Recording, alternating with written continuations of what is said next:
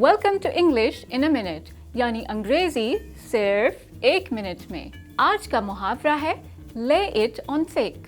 इस मुहावरे को सुनकर ऐसा महसूस होता है जैसे गहराई की बात की जा रही हो। आइए जानते हैं कि आना और जॉनथन इस मुहावरे के बारे में क्या कहना चाहते हैं। So, you remember how Chuck really wanted to be part of our bowling team? Oh, yeah. He started to lay it on thick about how great he was to our team captain, Marco. But I'm sure Marco didn't believe him. Well, it worked. Chuck will be joining the team at our next practice. So, lay it on the thick का मतलब ये है कि किसी भी बात को बहुत बढ़ा चढ़ा कर पेश करना, यानी आप किसी फर्द को मुतासिर करने के लिए किसी हकीकत को हद से ज़्यादा अच्छा या बुरा कहें, जैसे किसी की ज़रूरत से ज़्यादा तारीफ या बुराई।